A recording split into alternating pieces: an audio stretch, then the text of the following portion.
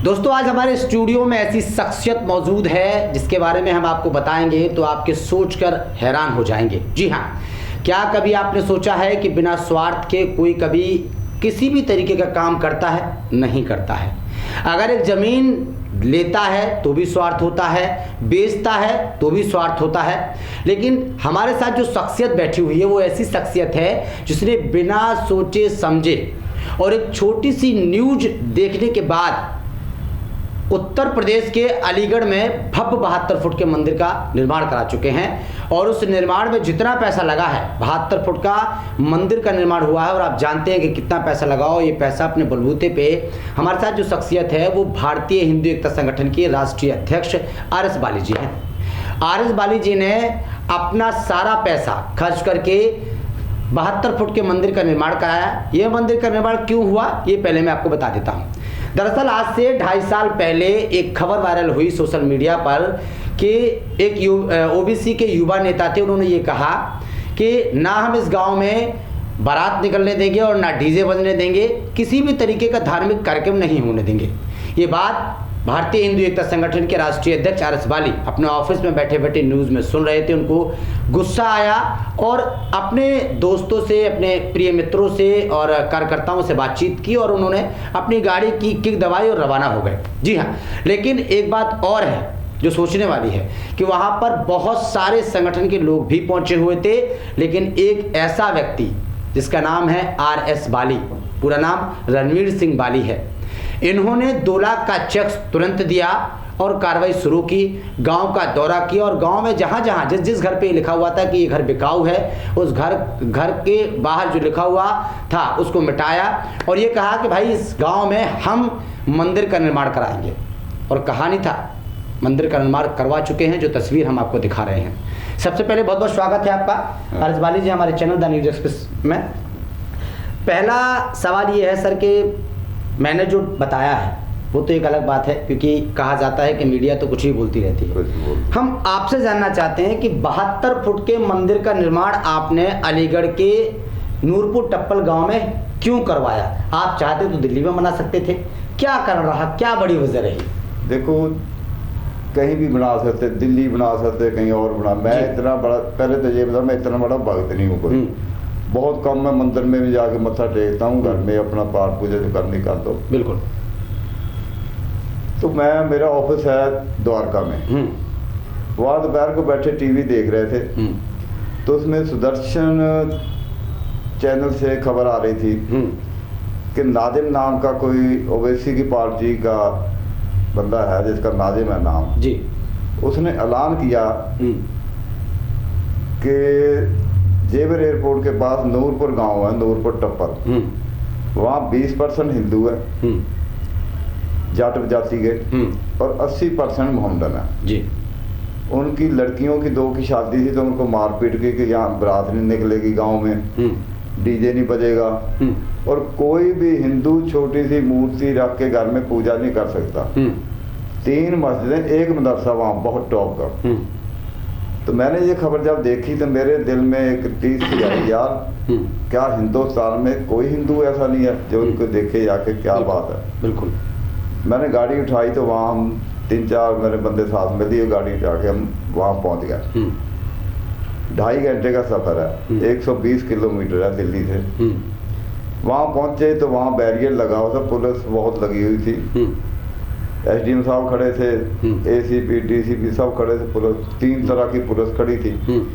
तो मैंने कहा जी हम गांव में जाएंगे। कहते गांव में तो अलाउड नहीं है जाना, तो ये गांव वाले यहीं बैठे हैं। मैंने उनसे भी बात की, कहने का मतलब ये कि वहाँ बड़े बड़े लोग गए हुए थे, मैंने देखे दिग्गज संगठन के लोग, संगठन गए, वो क्या काम कर रहे थे, जय श्री राम, हर हर महादेव, सिर्फ नारे लगा रहे थे। फिर वो हनुमान चालीसा पढ़ने बैठ गए। मैंने जब माहौल देखा तो मैंने एसडीएम साहब थे उनसे बात की, अंजनी कुमार आजकल डीएम है वो आगरा में, तो उनसे बात की। मैं कहा जी मैं गांव में जाना चाहता हूँ। वो कहते गांव में तो अलाउड नहीं है जी। तो मैं कहा एक काम करो कि बाकी सारे यही मेरे साथी, मैं अकेला जाता हूँ, अपनी गाड़ी में भेज दो। चलो बहसबाजी हो गया, खीर उन्होंने मेरे को अकेले को अपनी गाड़ी में भेज दिया, क्योंकि आप कुछ करना चाहते थे। गया, जाके देखा माहौल तो गांव की वो जो हिंदुओं का इलाका था वो 2 गलियां उनमें लिखा हुआ था ये घर बिकाऊ है और लोग पलायन कर रहे थे, लोग बच्चे औरतें रो रहे घर में सामान बांध के बैठे थे। तो मेरे मन को बहुत है यार इन गरीबों की कोई सुनने वाला नहीं है। तो मैंने वो बच्चे साथ में पानी की बाल्टियाँ मंगवा के मैंने कपड़े से सारी गली में से जो लिखा मैंने सारा मिटे दिया। फिर वहाँ 2-3 बुजुर्ग बैठे थे बाहर रोड पे। मैं कहा कोई खाली जगह नहीं तुम्हारी पड़ी? कहते ये 500 गज का प्लॉट है तो ये पंचायत घर के लिए छोड़ो, वो भी नहीं बनाने दे रहे, यहाँ करने नहीं दे रहे कोई ना कोई। मैंने पुलिस मेरे साथ ही, मैंने ऐसे ईंट उठाई और प्लॉट में रख दी, यहाँ मंदिर बनेगा, 1 हफ्ते बाद बनना शुरू होगा। जो प्लॉट आपको दिखाई दिया? जो दिखाई दिया 1 हफ्ते बाद बनना शुरू होगा। और भीड़ में आपने 2 लाख का चेक दिया? फिर मैं आ गया उसी बॉर्डर पे जहाँ पे बैरियर लगा हुआ था, एडीएम साहब खड़े थे। वहाँ आके जो गांव के प्रधान थे उनके हिंदुओं के कुछ गरीब आदमी थे, उनको मैंने 2 लाख का चेक दिया। मैं कहा भाई 1 हफ्ते बाद आ रहा हूँ मैं, मंदिर का मुहूर्त होगा, मंदिर बनना शुरू होगा। फिर मैं 1 हफ्ते बाद गया तो वहाँ हवन पूजन करा के मैंने नींव पत्थर रखा उस प्लॉट। फिर वो प्लॉट मैंने खरीदा बाद में, उसको अपने नाम रजिस्टर करवाया? अपने नाम रजिस्टर मैंने बाद में करवाया। मैंने खरीदा वो प्लॉट, तो उसके अंदर पे मैंने 5 महीने में अपने खर्चे से, किसी से मैंने चंदा नहीं मांगा, कोई मैंने पर्ची नहीं काटी, किसी के आगे हाथ नहीं फैलाया। उस वक्त 45 लाख रुपया मेरा मंदिर पे लगा। फिर मैंने उसका मुहूर्त किया 5 महीने बाद। कम से कम भी 20,000 बंदा हिंदू आए होंगे वहाँ। मैंने लंगर लगाया, बड़े बड़े टेंट लगा के मैंने उसका मुहूर्त कराया। लेकिन मुहूर्त आपने साध्वी प्राची दीदी और यति नरसिंह सरस्वती के द्वारा क्यों करवाया था? कोई राजनीतिक लीडर क्यों नहीं बुलाया? उसमें धार्मिक चाहिए, इसमें पॉलिटिशियन का तो मतलब ही नहीं कोई।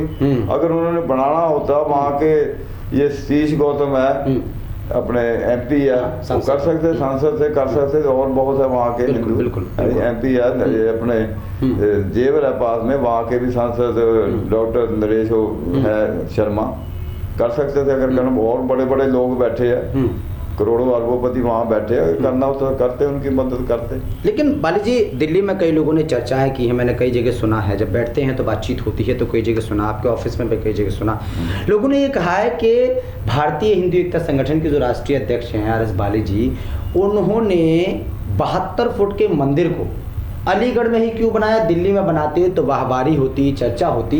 इसकी सबसे बड़ी वजह क्या थी? क्या उस युवा नेता को जवाब देना था या फिर वहां के हिंदुओं को बताना था कि हिंदू कमजोर नहीं? देखो मैं आपको बताऊं, अगर मेरे जैसे 10,000 हिंदू जी हिंदुस्तान के अंदर खड़े तो सब कुछ नछावर करने के लिए, तो ये जो राम मंदिर बना 500 साल ना लगता। हमारे हिंदुओं में कमजोरी कह लो, कुछ भी कह लो, अंदर बैठे हैं TV लगा के, AC लगा के, बड़े बड़े कोठियों में बैठे, बड़ी बड़ी कारें खड़े, गप्पे मार रहे, ऐसे नहीं वैसे। बच्चे एक एक पैदा किया। ये तो नारा दिया था संजय इंदिरा बंसीलाल ने सन 76 में कि हम 2 हमारे 2।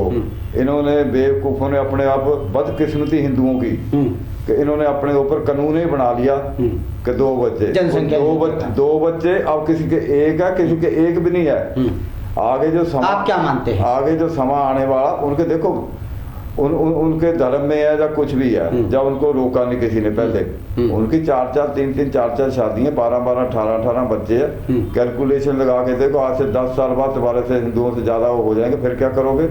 जनसंख्या तो तोपों की या बम्बों की लड़ाई तो है नहीं, ठीक है ना, वोटों से। या अगर उनकी वोटें बढ़ गई तो तुम क्या करोगे उस टाइम? तो आपको लगता है कि आने वाले वक्त में अदर समुदाय का प्रधानमंत्री बनेगा? देखो जी, मैंने 78 में देखा था, ईरान बनता हुआ पारसियों का मुल्क था, ठीक है ना। वहां से मैंने निकलते कुछ पारसी बचे जो समुद्र के रास्ते हिंदुस्तान आ गए। और ये 5 लाख हिंदू मैंने अपनी आंखों से एक रात में निकलता देखा कश्मीर में। मैं तब इसलिए कर रहा हूँ, अभी इनको आग्रह कर रहा हूँ कि समझ जाओ आने वाला समय तो आगे तुम्हारे लिए भाग के फिर समुद्र ही है, समुद्र से आगे क्या कहाँ जाओगे फिर तुम। बाड़ी जी, जब अलीगढ़ नूरपुर टप्पल गांव में मंदिर बन के तैयार हो गया, जब आपने पूजा पाठ की, जब आपने एक भव्य कार्यक्रम का आयोजन किया जिसमें 20,000 से ज़्यादा आदमी आपकी तरफ से दिल्ली से गए हुए थे, गाँव के जो लोग थे वो अलग है, तो किस तरीके का माहौल देखने को मिला वहाँ पर और कैसा बदलाव देखने को मिला? देखो बदलाव तो ठीक है, नारे लगाने को तो हिंदू तगड़े है, जय श्री राम हर हर महादेव कहने के लिए तो देखो मैं इनको कहूँगा, इनकी तारीफ करूँगा, वो नारे तो खूब लगाते हैं, तो करता कोई नहीं है। मैं अगर आज की डेट में कहूँ तो एक सिंगल बंदा भी मेरे साथ खड़ा नहीं हुआ, जो मेरे साथी भी, और जाओ खर्चा करो, अपने इनको चाय पानी रोटी खिलाओ, गाड़ियों में ले जाओ तेल फूक के, चलो उनका ये साथ तो चले गए, किसी तरह भी मैं उनको लेके गए तो है ना। सर, अभी आपने राम मंदिर की बात की है, आपने राम मंदिर के लिए भी बड़ा संघर्ष किया, कहीं ना कहीं आपका जो संगठन है वो 5 साल 6 साल पुराना है, लेकिन आप संघर्ष सदियों से करते आ रहे हैं, जब से आपने होश संभाला है। तो अब राम मंदिर की शुरुआत हो रही है और 2024 से पहले, यानी कि 2024 लग जाएगा, सन तैयार मतलब सन लग जाएगा, और 2024 के ही जनवरी महीने में भव्य मंदिर का शुभारंभ हो जाएगा। प्रधानमंत्री नरेंद्र मोदी उसका शुभारंभ करने वाले हैं। तो अभी मैं एक कार्यक्रम में था तो वहाँ कहा गया था कि अभी दिवाली गई है और जब राम मंदिर का शुभारंभ होगा तो पूरे देश में भव्य दिवाली का माहौल देखने को मिलेगा। क्या कहेंगे? और फिर 70 साल से जो सरकारें रही उन्होंने इस पर ध्यान नहीं दिया, 500 साल पुराना जो हिंदुओं का सपना था राम मंदिर का वो पूरा नहीं हुआ, इनका सबका वजह क्या मानते हैं? देखो जो जड़ है ना, जड़ 47 में जब हिंदुस्तान पाकिस्तान बना मजहब के हिसाब, देखो इसमें कोई वो नहीं पड़ देगा, मजहब के हिसाब से बना था, तो मजहब के हिसाब से बंटवारा हुआ, मजहब के हिसाब से हिंदू इधर आ जाते, मोहम्मद उधर चल जाते, मसला ही ना को खड़ा होता। इन पार्टी बाजों ने इन्होंने अपना सिक्का चलाने के लिए, अपनी वोटों लेने के लिए उनको इधर रख लिया। अब जो 20% 15% हिंदू थे तो 1% भी पाकिस्तान में नहीं है, और यहाँ जो उस टाइम 2-2.5 करोड़ से आज 25 करोड़ से ज़्यादा मोहम्मदन हो गए यहाँ पे हिंदुस्तान के अंदर। अभी रे राम मंदिर बन गया, जब मैंने बनाया मंदिर, हिंदुओं को ताकतवर होना पड़ेगा इन मंदिरों की रक्षा के लिए आगे। मैं नाम भूल गया कि मोहम्मदन ने टीवी पे 18 वो है चैनल, न्यूज़ 18 उस पर शरेआम बोला कि आज नहीं कल नहीं 10 साल 50 साल 100 साल 200 साल तक हमारा कोई प्रधानमंत्री आएगा, जब हमारी ताकत हो तो दोबारा तोड़ के मंदिर को मस्जिद फिर बनाएंगे हम। उनमें तो इतनी स्पिरिट है, तुम्हारे हिंदुओं में है इतनी स्पिरिट कि हम इसकी रक्षा करेंगे। ये भी कसमें खाएं कि हम मर मिटेंगे, सिर कटवा लेंगे, इस मंदिर की रक्षा करेंगे। यही वहाँ नूरपुर में जहाँ मैंने बनाया, कमजोर बहुत, मैं उनको ताकत बढ़ता हूँ, फिर उनको खर्चा करता हूँ, फिर उठ के खड़े करता हूँ। कहने वाले थे वहाँ पर, कहने वाले थे।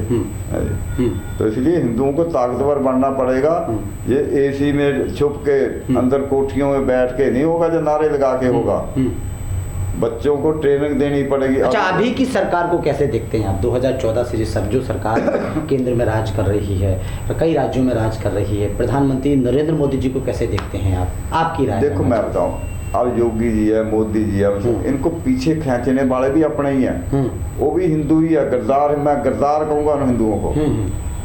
वो गद्दार हिंदू जो इनके ऊपर ऑब्जेक्शन लगाते हैं, मोदी ऐसा जी, बाली ऐसा जी, योगी ऐसा जी, जी जी, ये हिंदू ही है हमारे। अगर हिंदू इस चीज के खड़े हो जाए, ये बदकिस्मती होगी हिंदुस्तान की अगर मोदी इस बार हार गए। हिंदुस्तान की बदकिस्मती होगी। सर, सारा विपक्ष एकजुट हो गया है। सारा विपक्ष ये कह रहा है कि 2014 से प्रधानमंत्री नरेंद्र मोदी जी ने ऐसा कोई काम नहीं किया है जिसको दिखाया जाए। युवा सड़कों पर है, वो कह रहे हैं देश की महंगाई चरम पर है। आप इसको कैसे देखो? ये झूठा प्रचार है। मेरे साथ अभी चलो, पूरा दिन घुमाऊंगा मैं। 10-10 साल के बच्चे दिखाऊंगा चाय की दुकानों पे नौकरी करते, कोई बेरोजगारी नहीं। किसी से बात करके दे लो, अभी चलते हैं बाहर, किसी को, मेरे पास तो टाइम ही नहीं है, मेरे पास टाइम ही नहीं है। इनका ये कहना है कि सरकारी नौकरी अपने काम में कोई ऐसी दिक्कत नहीं है। दिक्कत इनको अपनी कुर्सियों की है, जो जद्दी पुस्ती इनका राज चला रहा था, खुश गया, और उन्हीं के सिर पे बाकी जो है वो ऐश कर रहे थे कुर्सियों पे। तो क्या राजनीतिक रोटी से? अब मैं भी तो हूँ, 40 साल से लगा हुआ हूँ। मुझे कोई कुर्सी नहीं चाहिए, किसी का पैसा नहीं चाहिए। अगर हिंदू इस चीज पे आ जाए तो हिंदुस्तान तो जो सोने की चिड़िया का, सोने का शेर मोदी जी ने 1984 से आप पंजाब से जब आए थे दिल्ली, काफी संघर्ष आपने किया। देखो मेहनत करनी पड़ती है, वो कोई नहीं ऐसी बात, मेहनत की, काम किया, छोटे काम भी किए, बड़े भी किए, काम तो काम है। तो क्या लगता है 2024 में प्रधानमंत्री फिर आएंगे? तो बेरोजगारी है जो कुछ है, पढ़े लिखे जो वो कहे जी मेरे को तो पहले मैं तो डीसी लगना, मैं तो कमिश्नर लगना, तो कहाँ नौकरी तुम्हें मिल जाएगी? छोटे से शुरू कर दो, काम तो करो। कर रहे हैं ये जो प्रचार कर रहे हैं ना, झूठा प्रचार कर रहे हैं कि नौकरियां नहीं, सब कुछ है, सबके कुछ, किसी को टाइम ही नहीं है, काम इतना है। जब 10-10 साल के बच्चे चाय की दुकानों पे जा नौकरियां कर सकते, लेडी देखो कर रही है नौकरी अच्छी मैं दिखाती जो घरों में काम कर। जी महंगाई है, महंगाई पर क्या कहेंगे? कोई महंगाई नहीं है, महंगाई कहाँ है? विपक्ष कहता है कि जब 2-2 लाख, 2.5 लाख, 50-50 हजार, 60-60 हजार रुपया सैलरी है, कौन सी महंगाई है? 2-4 दिन टमाटर नहीं खाओगे तो तुम्हारी जान निकलने लगी है, मरने लगे हो, क्या हो जाएगा? प्याज महंगा हो गया, ना खाओ 2-4 दिन, एक दिन रोड पे आ जाएंगे प्याज, मतलब खाएंगे नहीं तो महंगाई कम हो जाएगी। हाय प्याज, हाय टमाटर, हाय प्याज, हाय टमाटर। तुम्हारी शक्लें बहुत सुंदर है, तुमने टमाटर ही खाने हैं तो उसके बगैर जान निकल जाएगी। एक कहने की बात है सारी। पहले जी विपक्ष ये भी कहता है कि हिंदू संगठन हैं वो कहीं ना कहीं देश में अफवाहें फैलाने का काम कर रहे हैं और जय श्री राम के खुलेआम नारे लगाते हैं, तो वो सोचते हैं कि जय श्री राम के नारे लगाने से भाजपा जीत जाएगी, प्रधानमंत्री नरेंद्र मोदी जीत जाएंगे।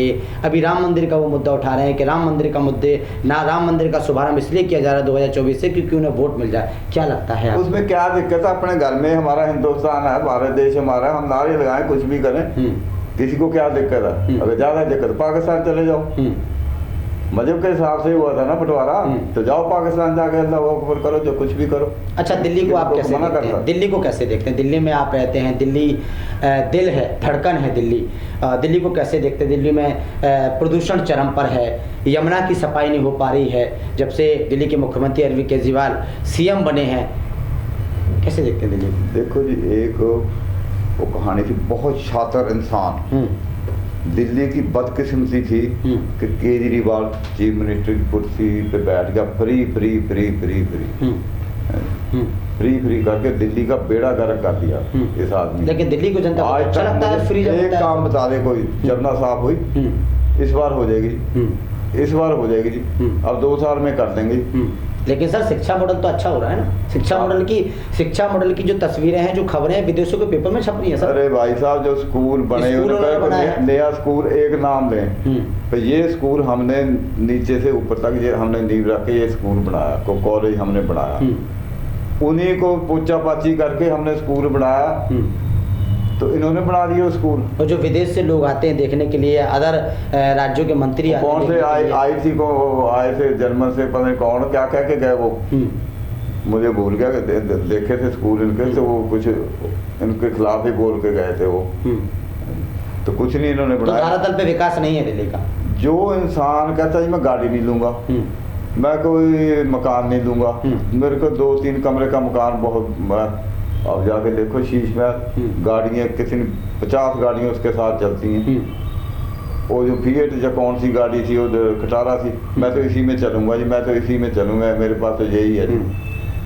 बाली जी, विपक्ष का गठबंधन बना है और गठबंधन में जितने भी लीडर्स हैं बड़े बड़े, चाहे राहुल गांधी जी हों, चाहे आपके खड़गे जी हों, चाहे आपके केजरीवाल जी हों, चाहे आपकी ममता जी हों, चाहे आपके समाजवादी पार्टी के पूर्व मुख्यमंत्री अखिलेश जी हों, चाहे मायावती जी हों, चाहे नीतीश जी हों, चाहे तमाम जो ये बड़े बड़े लीडर्स हैं, ये इनको सबको PM बनना है। गठबंधन हो गया है, प्रधानमंत्री मोदी जी को हराना है, लेकिन आपने ये देखा होगा कि सबको भी PM बनना है, सब कगार पे है। पहले तो आपने राहुल जी का नाम लिया, अब एक कर्नल है आर्मी में, समझे, मेजर है, कर्नल है, वो बॉर्डर पे शहीद हो जाता है। यही कहते हैं ना राहुल के लिए कि एक फादर ने दादी ने शहीद हुए, क्या उस कर्नल के बच्चे को कर्नल लगा देंगे? नहीं। कर्नल की नौकरी दे देंगे, जिस लायक वो होगा वही अगर नौकरी भी देंगे, चलो भी इसके शहीद हो गए तो उसको नौकरी दे दो, जिस लायक वो होगा सरकारी नौकरी जिस डिपार्टमेंट में लायक होगा उसी में वही देंगे ना। कर्नल की कुर्सी पे तो बिठा नहीं देंगे उसको, जब मेजर बना देंगे उसको। अब राहुल का नुक्स यही है, उसके दिमाग में कीड़ा भरा हुआ कि मैं तो जी प्रधानमंत्री का, क्या वो राजीव गांधी लायक था? सिंपैथी मिली थी इंदिरा के मरने के बाद, शाम को बिठा दिया था, हमने खुद देखा। आज इंदिरा मरी है, दूसरे शाम को इसको बना दिया। वो तो उस टाइम पब्लिक जब लोग नहीं बोलते, क्या वो लायक था? इलेक्शन जीत के आया था वो, क्योंकि बड़ी पार्टी इन्हीं को माना जाता था, बड़ी पार्टी थी, इन्हीं को सबको फैसला उठा दिया कुर्सी पे। वो भी बेचारा सारी वो करता रहते, नानी याद कराने, नानी याद का कुछ ना हुआ, ना नानी का कुछ हुआ तो ना मुल्क का कुछ। अच्छा, केजरीवाल जी को कैसे देखते हैं? उनके लोग साहब का तो जो एक मदारी नहीं होते, ठाक मदारी, बाद में पोटली इकट्ठी करते तो हो गए, वो है ये। तो 2 मंत्रियों पे आरोप लगा है, क्या मानते हैं आप? सारे जाएंगे अंदर, सारों ने करोड़ों अरबों रुपया खा लिया। केजरीवाल जी तो बोलते हैं कि हम कट्टर ईमानदार हैं, हमारी पार्टी कट्टर ईमानदार है। हाँ, कट्टर ईमानदार तो है ये कट्टर। फिर 2 मंत्री क्यों गए? करोड़ों अरबों रुपया कनेडा, इंग्लैंड, अमेरिका से गुरुद्वारों से ले आए है ये। शराब घोटाला, क्या सच में शराब घोटाला हुआ है? आप तो दिल्ली में रहे हैं। वो एक गोली डाल के इन्होंने बोतल में शराब की बना के, एक के साथ 2, ऐसा कभी हुआ? एक बोतल के साथ 2 बोतल, इन्होंने पानी बेचा। लेकिन बारी जी ये तो कहते हैं कि हमने अपने दिल्ली मॉडल को दिखाकर और दिल्ली मॉडल को देखते हुए पंजाब जीता है सर। जिस केजरीवाल ने रिकॉर्ड निकाल के देखो, कहा था कि जिस मोहल्ले में, जिस एरिया में 50 औरतें लिख के दे देंगी तो उसमें ठेका उठ जाएगा। इन्हें तो और खोल दिए, वो तो क्या हटाने थे, गली गली में ठेका खोल दिया बच्चों को। आपने भी क्षेत्र में दौरा किया, कैसी समस्याओं से जूझना पड़ता था जब ये ठेके खोले थे? शराबी पड़े जगह जगह शराबी पड़े होते थे, दारू पी के। बाली जी अंतिम पड़ाव पे चलेंगे हम। राम मंदिर का भव्य शुभारंभ होने वाला है। आपने 72 फुट का मंदिर का निर्माण आपने अलीगढ़ के नूरपुर टप्पल बाग में करवाया है, बहुत ही सराहनीय काम है। और कहीं ना कहीं पूरा देश के कई संस्थाएं आपको सम्मानित कर चुकी हैं, आपसे मुलाकात कर चुकी हैं।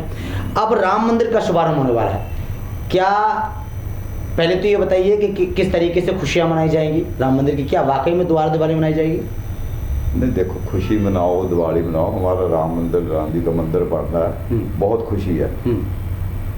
पर ऐसे आगे जनरेशन पैदा करनी पड़ेगी, ट्रेनिंग देनी पड़ेगी जो इसकी रक्षा करे।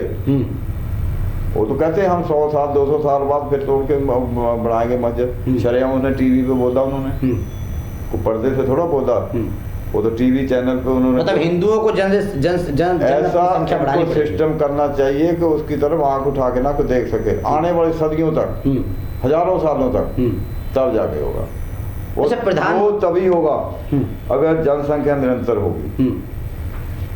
ये भी एक फार्मूला, जनसंख्या निरंतर होगी ना तब जाके होगा। माली जी 2 सवाल और मैं आपसे करूंगा। विपक्ष ये कहता है कि प्रधानमंत्री मोदी ने 2014 से ऐसा क्या किया कि जो तीसरी बार फिर पीएम बनना चाहिए? आप बताइए थोड़ा सा। कुछ किया तो बन रहे ना तीसरी बार, नक्शा बदल के इनको दिखाई नहीं देता। जो बाहर आज का देख लो, कहाँ दुबई में कहाँ गए हुए हैं, दुनिया कैसे वो कर, कुछ किया तो उन्होंने कर रहे, गैस लोग दे दी। क्या प्रधानमंत्री पीएम को पहले विदेशों में गले नहीं लगाया जाता था? नहीं, इस तरह नहीं, ये चीज नहीं। हमारे इंडिया की पीएम की सराहना नहीं होती थी पहले। एक छोटी सी चीज देख लो, छोटा सा नुक्ता भी अगर पकड़ो ना, ये किसी के दिमाग में था कि गरीब आदमी को टॉयलेट की भी जरूरत है। कभी किसी ने सोचा था ये? मोदी ने सोचा। कभी महिलाएं बाहर शौच करने जाती, कभी बड़े बड़े जो गैंगस्टर है उनके आगे झुक सलामें करते थे, उनको टिकटें देते थे। कभी सोचा था कि इनके बुलडोजर भी चलेगा? और क्या काम, इससे ज्यादा काम क्या कर, बुलडोजर बाबा आ गए, बुलडोजर चला था। ऐसी बहुत सी चीजें हैं। 370 दुनिया की ताकत नहीं को हटा सकता इनके गद्दारों के होते हुए। 2024 में कोई हटा नहीं था 370 कश्मीर से, हटाई ना मोदी ने। ये छोटा सा काम है, बहुत बड़ा काम है। और 3 तलाक?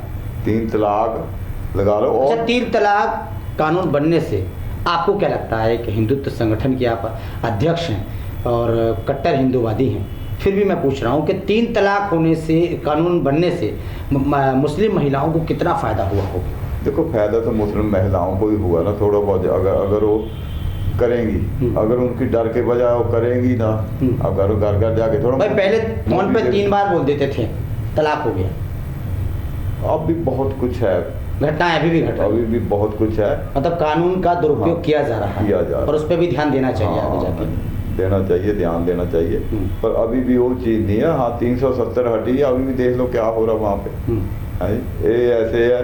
अब ये यात्रा निकाली थी राहुल गांधी ने, भारत जोड़ो यात्रा। राहुल की ताकत थी 370 हटने से पहले कि जाके वहाँ चले जाओ, लाल चौक पे चले जाओ। उस टाइम मोदी गया था जिन्हें झंडा लहराया था, आज जिन्हें माँ का दूध पिया आओ, कहा था ना, ये रिकॉर्ड में है बता। अब कह रही हम वहाँ तक चले गए लाल चौक, मोदी ने तुम्हें बचाया, तुम नहीं पहुँच गए, राहुल पहुँच गया कोई, इसकी ताकत थी।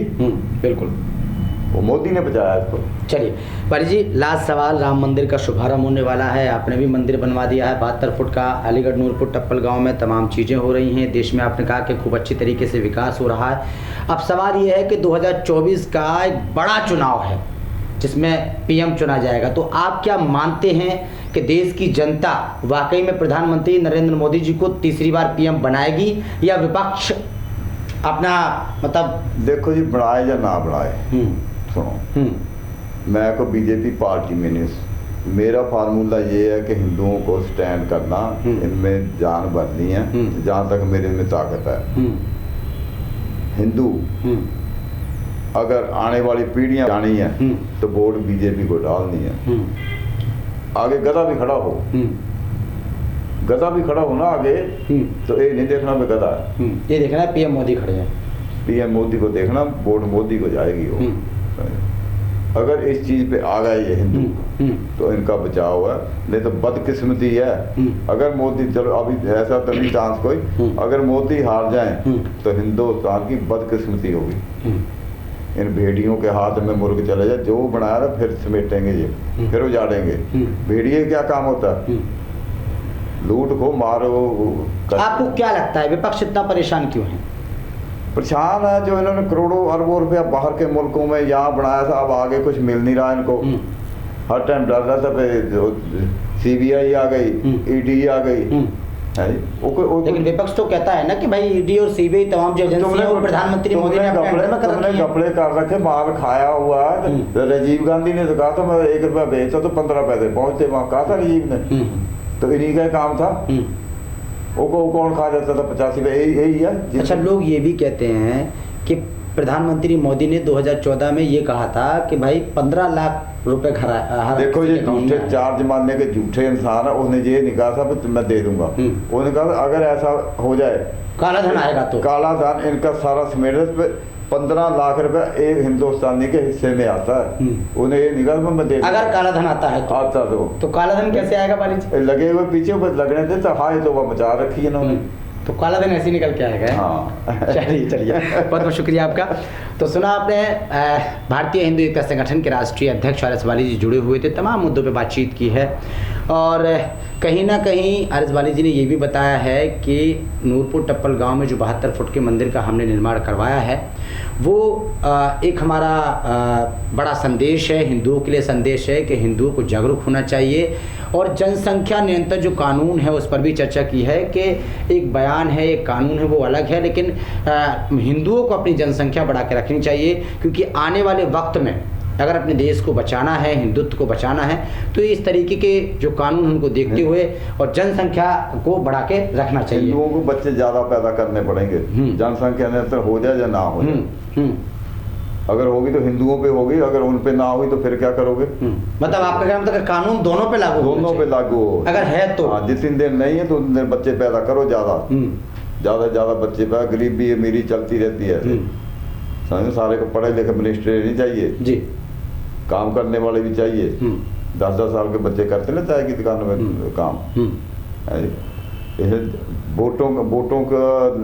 वोटें ज़्यादा होगी तो ताकत है, राज है, तोपें तो चलनी नहीं राज। लेकिन सर अगर जनसंख्या बढ़ेगी तो रोजगार पर भी इशू होगा ना? सब हो जाता है, वैकेंसी निकलेगी अगर, बहुत कुछ है तो बहुत हिंदुस्तान दिक्कत हो जाएगी। मोदी जी बहुत काम निकाले, बहुत कुछ है हिंदुस्तान में। हाँ, जब बाहर के आके अंग्रेज और अफगानिस्तान तक आके लूट के ले गए, भर के ऊँट भर के ले गए सोना चांदी, तो अभी कोई कमी नहीं है यहाँ पे। चलिए हमारे मंदिरों के पास सैकड़े हजारों क्वांटल सोना पड़ा हमारे मंदिर के बुक में, वो लूटने के लिए तैयार बैठे हैं।